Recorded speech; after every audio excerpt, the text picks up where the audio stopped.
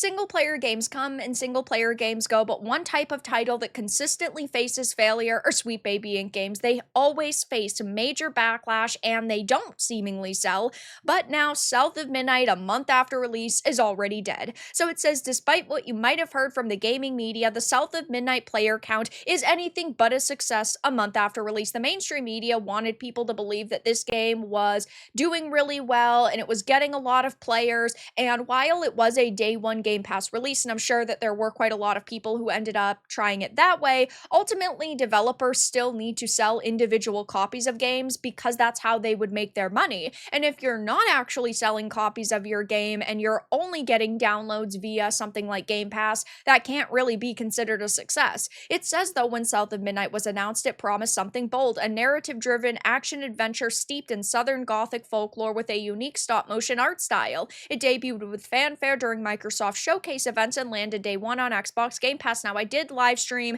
a full playthrough of this. It was really underwhelming, in my opinion. While I did think a lot of the boss fights were unique and the visuals were really good, ultimately I felt let down by the narrative side of things, and a lot of technical difficulties were definitely a problem for me.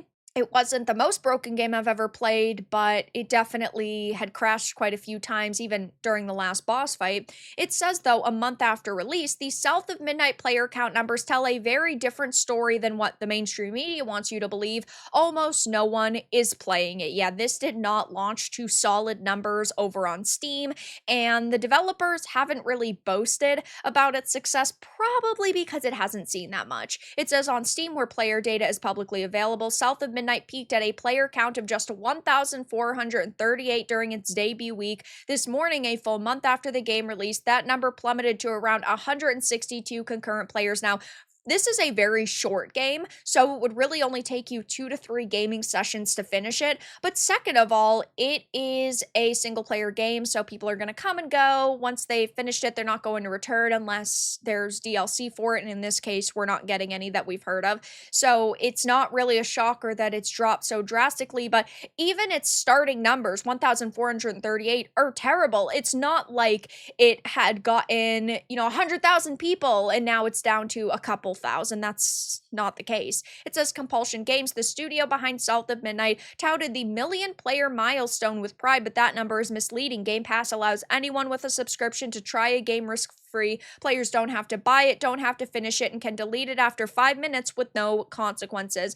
And when it comes to player count, that is the metric that companies have been using. Look at Ubisoft. They're not saying copies sold, they're saying players engaged or copies downloaded, because their subscription services lead to a lot of downloads. They don't want to admit how many players actually purchased it, because then that number would tell a very different story. This isn't the first time Game Pass has been used to mask a lack of interest. Many underperforming titles are shuffled into the service as a way to inflate engagement metrics and soften financial expectations, but savvy players and analysts are catching on. We constantly hear from the access media and also these companies' defenders that, oh, well, it's on Game Pass day one, so you can't expect it to do really well on Steam or on GOG if it launches there, or in the individual storefronts, which is such a total lie. Look at a game like Expedition 33. That was a day one Game Pass launch. It's sold out worldwide. It has sold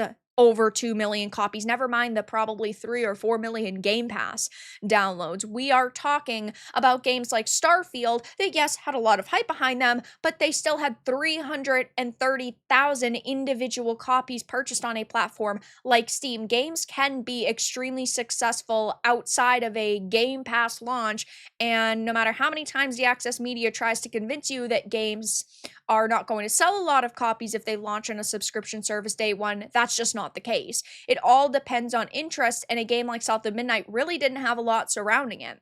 It says, though, much of the pre-release praise focused not on the gameplay, but on what South of Midnight was trying to do. The Verge called the game a worshipful praise song of Black Southern culture. Kotaku described it as fantastic and applauded its themes and emotional resonance, though even they admitted the combat grew repetitive and stale. I'm sorry, you're not going to get me to praise a game that has awful gameplay. And of course, another angle the mainstream media has praised this game for are these skippable boss fights. We've heard Kotaku even say that it's going to cause a skippable boss fight utopia. And this is the future of the gaming industry. This is the direction studios should go in, which, in my opinion, is absolutely ridiculous. But a major problem with this title is also Sweet Baby Inc.'s affiliation. There are millions of gamers out there who don't want to support narrative consultation companies like SBI, who have employees who absolutely hate gamers' guts, and that has led to even more scrutiny and even more backlash surrounding their game. So there were definitely people turned off from supporting this game because of SBI's involvement. I would bet the farm on it. So it will be interesting to see if the mainstream media continues to try to praise this game. Their angle right now is the skippable boss fights, though it all around just wasn't a fantastic experience, at least in my and many other people's opinions. And 1 month after release, basically nobody's playing it anymore. But that's all that I really had to discuss in this video. Let everyone know your thoughts in the comments below. If you enjoyed this, give it a like, and if you didn't, give it a dislike. I appreciate your support either way, but I'll talk to you all again in the next video really soon.